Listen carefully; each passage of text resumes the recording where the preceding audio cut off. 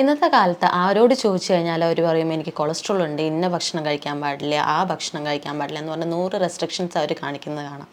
എന്താണ് ഈ കൊളസ്ട്രോൾ, എന്തുകൊണ്ടാണ് ഇത് ഉണ്ടാവുന്നത്, എങ്ങനെയൊക്കെ നമുക്കിത് പരിഹരിക്കാം എന്നുള്ളതാണ് ഇന്നത്തെ വീഡിയോയിൽ നമ്മൾ കാണാൻ പോകുന്നത്. ഞാൻ doctor Athira, Bhoomi nature cure and wellness, Koottanad.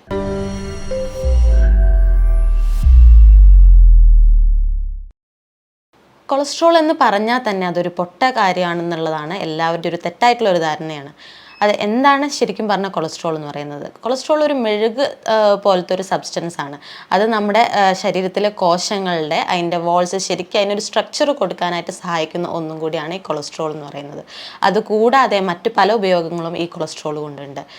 ഇത് നമ്മുടെ ശരീരത്തിലുള്ള ഹോർമോൺസ് ആയിട്ടുള്ള ഈസ്ട്രജൻ, ടെസ്റ്റോസ്റ്ററോൺ മുതലായിട്ടുള്ള ഹോർമോൺസ് ഉണ്ടാക്കാനായിട്ടും വൈറ്റമിൻ ഡി ഉൽപ്പാദിപ്പിക്കാനായിട്ടും ഇത് സഹായിക്കുന്നുണ്ട്. അതുപോലെ തന്നെ ലിവറിൽ ബയൽ ഉണ്ടാക്കാനായിട്ടും അതുപോലെ മറ്റ് പല കാര്യങ്ങൾക്കും ഈ കൊളസ്ട്രോൾ സഹായിക്കുന്നുണ്ട്. അതുകൊണ്ട് തന്നെ ഇത് കംപ്ലീറ്റ് ആയിട്ട് നമുക്കൊരു മോശപ്പെട്ട സാധനമാണെന്ന് പറയാനായിട്ട് പറ്റില്ല. നമ്മുടെ ശരീരത്തിലൊരു 80% കൊളസ്ട്രോൾ നമ്മുടെ ശരീരം തന്നെയാണ് ഉണ്ടാക്കുന്നത്. ബാക്കിയുള്ള 20% മാത്രമാണ് നമുക്ക് ഭക്ഷണത്തിൽ നിന്ന് ലഭിക്കുന്നത്. നമ്മുടെ രക്തത്തിൽ ഈ പറഞ്ഞ കൊഴുപ്പ് ഇത് നമ്മുടെ രക്തത്തിലെ പല സബ്സ്റ്റൻസുകളുമായിട്ട് ആക്ട് ചെയ്ത് അതുമായി ചേർന്നിട്ട് നമ്മുടെ രക്തക്കുഴലുകളിലെല്ലാം വന്ന് അടിഞ്ഞുകൂടുന്നുണ്ട്. അപ്പോഴാണ് ഇത് കൂടുതലായിട്ട് ഇത് ഒരു ഡേഞ്ചറസ് കണ്ടീഷനായിട്ട് മാറുന്നത്. അത് എങ്ങനെയാണെന്ന് വെച്ചിട്ടുണ്ടെങ്കിൽ അത് ഇത്തരത്തിൽ പ്ലേക്കായി മാറി രക്തക്കുഴലുകളിൽ അടിഞ്ഞുകൂടി ഇത് അതിലൂടെയുള്ള രക്തത്തിൻ്റെ ഓട്ടത്തെയാണ് ബാധിക്കുന്നത്. അപ്പോൾ ശരിയായ രീതിയിൽ രക്തോട്ടം നടക്കാണ്ട് വരുമ്പോൾ ഇത് അതിറോസ്ക്ലെറോസിസ് എന്നുള്ളൊരു കണ്ടീഷനിലേക്ക് വരുന്നു. അപ്പോൾ ഇത് ബ്ലോക്ക് മുതലായിട്ടുള്ള ഇഷ്യൂസ് ഉണ്ടാക്കാനായിട്ട് കാരണമാവുന്നുണ്ട്. നമ്മൾ ലിപ്പിഡ് പ്രൊഫൈൽ എടുത്ത് നോക്കുകയാണെന്നുണ്ടെങ്കിൽ അതിൽ VLDL, HDL, LDL തുടങ്ങിയവയൊക്കെ നമ്മൾ കണ്ടിട്ടുണ്ടാവും അല്ലേ? എന്താണിത്? ഇത് ലിപ്പോ പ്രോട്ടീൻസ് ആണ്. ലിപ്പോ പ്രോട്ടീൻസ് എന്ന് പറയുന്നത് ലിപ്പിഡ്സും പ്രോട്ടീൻസും കൂടെ കമ്പൈൻ ചെയ്ത് അതിൻ്റെ കോമ്പിനേഷനാണ് ലിപ്പോ പ്രോട്ടീൻസ് എന്ന് പറയുന്നത്. ഈ പറഞ്ഞ ഫാറ്റിന് ഈ രക്തത്തിലൂടെ തനിയെ ട്രാൻസ്ഫർ ചെയ്യാനായിട്ട് സാധിക്കില്ല.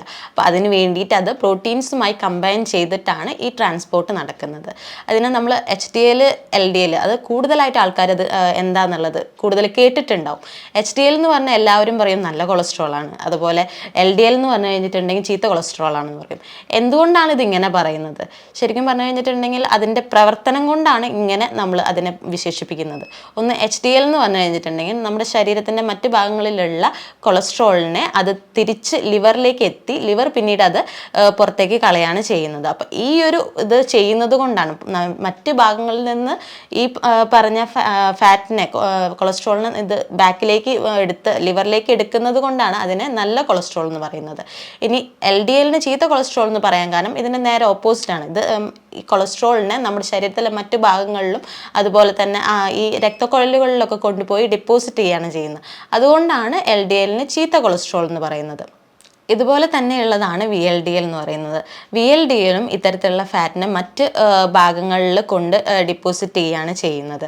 ഇത് മെയിനായിട്ട് VLDL ഇത്തരത്തിൽ ട്രാൻസ്പോർട്ട് ചെയ്യുന്നത് ട്രൈഗ്ലിസറൈഡ്സ് ആണ്. എന്താണ് ട്രൈഗ്ലിസറൈഡ്സ് എന്ന് പറഞ്ഞു കഴിഞ്ഞിട്ടുണ്ടെങ്കിൽ നമ്മളിപ്പോൾ ഭക്ഷണം കഴിച്ചു കഴിഞ്ഞിട്ടുണ്ടെങ്കിൽ നമ്മുടെ ശരീരം അതിനാവശ്യമായിട്ടുള്ള ഭക്ഷണം എടുത്തിട്ട് ബാക്കിയുള്ള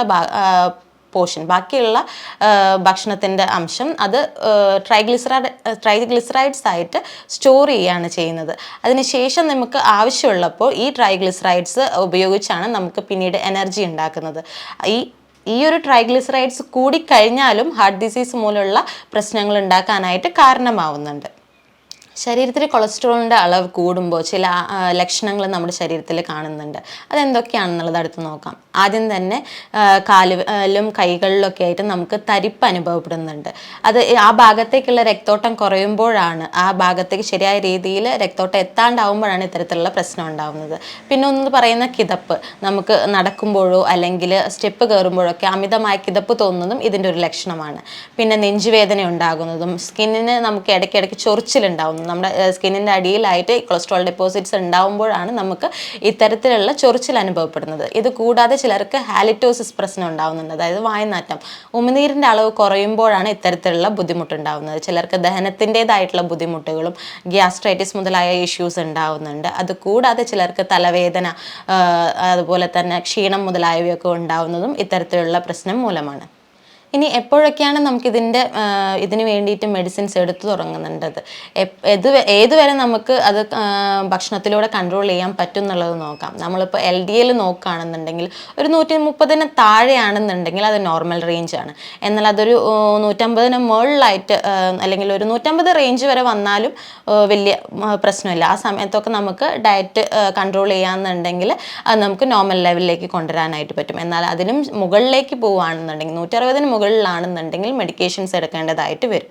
അതുപോലെ തന്നെ നമ്മൾ HDLൻ്റെ ലെവൽ നോക്കുകയാണെന്നുണ്ടെങ്കിലും ഒരു 50 ആ ഒരു റേഞ്ച് വരെ വലിയ പ്രശ്നമില്ല. എന്നാൽ 50 താഴെയാണെന്നുണ്ടെങ്കിൽ ഇപ്പോൾ ഒരു 40 മുതൽ 50 വരെ നമുക്ക് ഭക്ഷണത്തിലൂടെ നമുക്ക് കറക്റ്റ് ചെയ്യാനായിട്ട് പറ്റും. എന്നാൽ ഈ ഒരു 40 റേഞ്ചിന് താഴെയാണ് ഈ HDL ലെവൽ ഉണ്ടെന്നുണ്ടെങ്കിൽ മെഡിക്കേഷൻസ് എടുത്ത് നമുക്ക് അത് കൂട്ടേണ്ട ആവശ്യം വരുന്നുണ്ട്. ഇത് കൂടാതെ നമ്മളിപ്പോൾ ടോട്ടൽ കൊളസ്ട്രോൾ ആണ് നോക്കുന്നതെന്നുണ്ടെങ്കിലും ഒരു 200 വരെ നമുക്ക് നോർമൽ ലെവലിൽ പോകാം.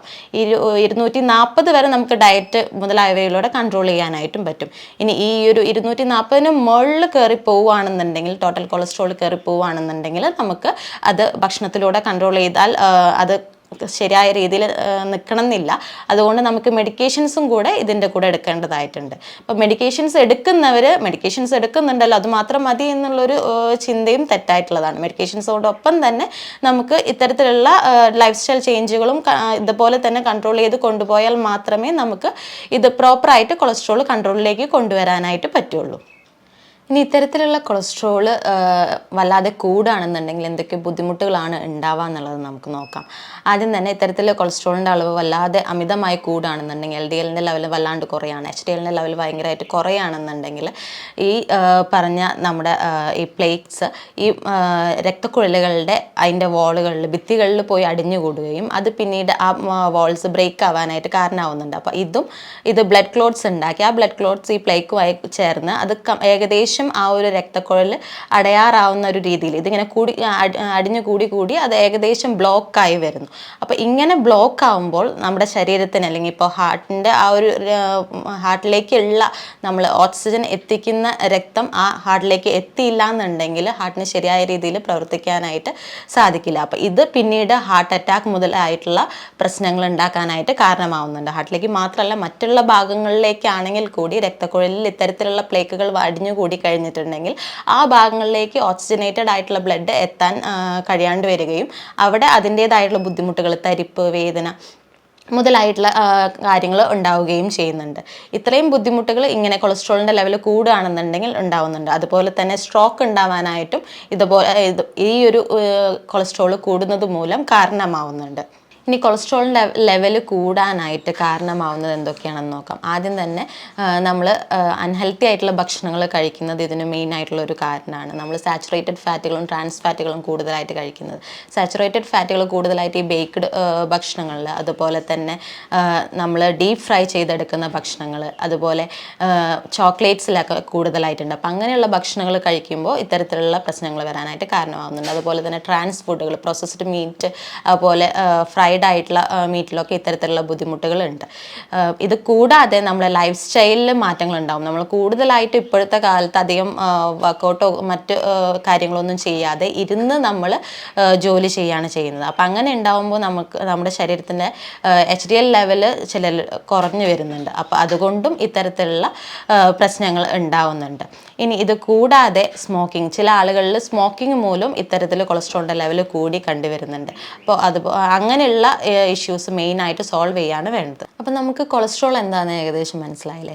ഇനി അതെങ്ങനെയൊക്കെ കൺട്രോൾ ചെയ്യാം എന്നുള്ളത് നമുക്ക് അടുത്തതായിട്ട് നോക്കാം. അതിന് മുന്നേ തന്നെ ഇത്തരത്തിൽ എന്തെങ്കിലും ബുദ്ധിമുട്ടുകൾ ഉണ്ടെന്നുണ്ടെങ്കിൽ, കൊളസ്ട്രോൾ ഉണ്ടെന്നുണ്ടെങ്കിൽ ചെക്ക് ചെയ്തതിന് ശേഷം അത് ഒരു ഫിസിഷ്യനെ കൺസൾട്ട് ചെയ്യുകയാണെന്നുണ്ടെങ്കിൽ കുറച്ചുകൂടെ നല്ലതായിരിക്കും. കാരണം ഈ കൊളസ്ട്രോളിനൊപ്പം നിങ്ങൾക്ക് മറ്റെന്തെങ്കിലും അസുഖങ്ങൾ ഉണ്ടെന്നുണ്ടെങ്കിൽ, ഒബേസിറ്റിയോ അല്ലെങ്കിൽ ഡയബറ്റീസ് അങ്ങനെ എന്തെങ്കിലും ഉണ്ടെന്നുണ്ടെങ്കിൽ നമുക്ക് വീട്ടിൽ ഹോം റെമഡീസ് ചെയ്യുന്നതിനോടൊപ്പം തന്നെ അതിനെയും നമുക്ക് ശ്രദ്ധിക്കേണ്ടതായിട്ടുണ്ട്. കാരണം ഇത് മാത്രം നമ്മൾ ശ്രദ്ധിച്ചിട്ട് ബാക്കിയുള്ളത് നമ്മൾ ഒഴിവാക്കി കളയാൻ പാടുള്ളതല്ല. അപ്പം അതുകൊണ്ട് രണ്ടും നമുക്ക് ഒരുമിച്ച് കൊണ്ടുപോകണം എന്നുണ്ടെങ്കിൽ അതിനനുസരിച്ചുള്ള ഡയറ്റ് നമ്മൾ ഫോളോ ചെയ്യണം. അതിനൊരു ഫിസിഷ്യനെ കണ്ട് അതിൻ്റേതായിട്ടുള്ള ഡീറ്റെയിൽസും കാര്യങ്ങളൊക്കെ അറിഞ്ഞ് അതിൻ്റേതായിട്ടുള്ള പരിഹാരങ്ങൾ ചെയ്യുന്നത് ഈ പറഞ്ഞ കാര്യങ്ങളെക്കാൾ വളരെയധികം വലിയ ഇമ്പോർട്ടൻ്റ് ആയിട്ടുള്ള ഒരു കാര്യമാണ്. അങ്ങനെ ചെയ്യാനായിട്ട് മെയിനായിട്ട് നോക്കണം. ഇനി നമുക്ക് ഇത് ആഡ് ചെയ്യാൻ പറ്റുന്ന നമ്മുടെ വീട്ടിൽ കൊളസ്ട്രോൾ കുറയ്ക്കാനായിട്ട് നമുക്ക് ആഡ് ചെയ്യാൻ പറ്റുന്ന കുറച്ച് ഡയറ്റാണ് പറയാൻ പോകുന്നത്. ആദ്യത്തേന്ന് പറഞ്ഞു വെച്ചിട്ടുണ്ടെങ്കിൽ ഹെൽത്തി ആയിട്ടുള്ള ഫുഡുകൾ, ഹെൽത്തി ഫാറ്റുകൾ നമ്മുടെ ഭക്ഷണത്തിലേക്ക് കൂടുതലായിട്ട് ആഡ് ചെയ്യാനായിട്ട് ശ്രമിക്കുക. സാച്ചുറേറ്റഡ് ആയിട്ടുള്ള ഇത്തരത്തിലുള്ള ബേക്ക്ഡ് ഫുഡുകൾ, അതുപോലെ ഭയങ്കര ഡീപ്പ് ഫ്രൈ ചെയ്തെടുക്കുന്ന ഫുഡുകൾ, ചോക്ലേറ്റ്സോ എന്നിവയൊക്കെ പരമാവധി ഒഴിവാക്കാനായിട്ട് നോക്കുക. അതോടൊപ്പം ട്രാൻസ് ഫാറ്റുകളായിട്ടുള്ള ഭക്ഷണങ്ങളും ഈ പ്രോസസ്ഡ് മീറ്റ്, അതുപോലെ നമ്മുടെ പുറമെ നിന്ന് കിട്ടുന്ന ഫ്രോസൺ ആയിട്ടുള്ള ഐറ്റംസ്, അത്തരത്തിലുള്ള ഫുഡുകളെല്ലാം പരമാവധി ഒഴിവാക്കാനായിട്ട് ശ്രമിക്കേണ്ടതാണ്. അതിന് പകരം ഹെൽത്തി ആയിട്ടുള്ള സൊല്യൂബിൾ ഫൈബേഴ്സ് ഒക്കെ കൂടുതൽ ഭക്ഷണത്തിലേക്ക് ആഡ് ചെയ്യുക. നമ്മുടെ പയറുവർഗ്ഗത്തിൽപ്പെട്ട ഭക്ഷണങ്ങളൊക്കെ ആഡ് ചെയ്യുന്നത് വളരെയധികം നല്ലതായിരിക്കും. ഈ സൊല്യൂബിൾ ഫൈബേഴ്സ് കൂടുതലായിട്ട് ആഡ് ചെയ്യുമ്പോൾ അത് കൊളസ്ട്രോളിന് അത്ര എളുപ്പത്തിൽ അത് അബ്സോർപ്ഷൻ നടക്കില്ല. അപ്പം അതുകൊണ്ട് ഈ കൊളസ്ട്രോളിൻ്റെ ലെവൽ അത്ര പെട്ടെന്ന് അത് ഹൈ ആവാനായിട്ട് അത് കാരണമാവുന്നില്ല. അപ്പം അതുകൊണ്ട് സൊല്യൂബിൾ ഫൈബേഴ്സ് പരമാവധി ഭക്ഷണത്തിലേക്ക് ഉൾപ്പെടുത്താനായിട്ട് നോക്കുക.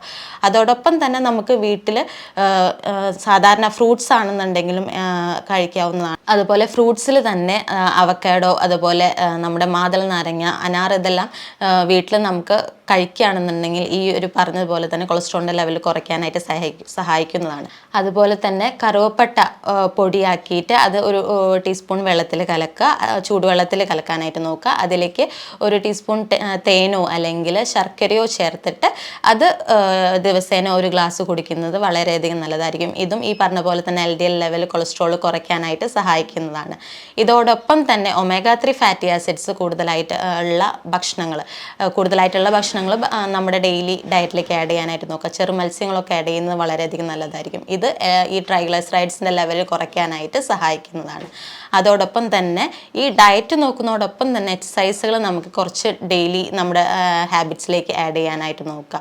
ഇപ്പോൾ യോഗാസനാസ് ആണ് നോക്കുന്നതെന്നുണ്ടെങ്കിൽ അതിൽ തന്നെ അർദ്ധമത്സ്യേന്ദ്രാസന, അതുപോലെ ഭുജംഗാസന, കപാലഭാതി മുതലായിട്ടുള്ള ആസനാസും പ്രാണായാമസും ആഡ് ചെയ്യുന്നത് വളരെയധികം നല്ലതായിരിക്കും. ഇതും നിങ്ങളുടെ കൊളസ്ട്രോളിൻ്റെ ലെവല് LDL ലെവൽ കുറയ്ക്കാനായിട്ടും അതുപോലെ തന്നെ HDLൻ്റെ ലെവൽ ഒന്നും കൂടെ കൂട്ടാനായിട്ടും സഹായിക്കുന്നുണ്ട്. ഇത്തരം കാര്യങ്ങൾ നിങ്ങൾക്ക് വീട്ടിൽ ചെയ്ത് നോക്കാവുന്നതാണ്. ഇനി ഈ പറഞ്ഞ കാര്യത്തിൽ എന്തെങ്കിലും സംശയങ്ങളുണ്ടെന്നുണ്ടെങ്കിൽ നിങ്ങൾക്ക് താഴെ കാണുന്ന നമ്പറിൽ കോൺടാക്റ്റ് ചെയ്യാവുന്നതാണ്. നന്ദി.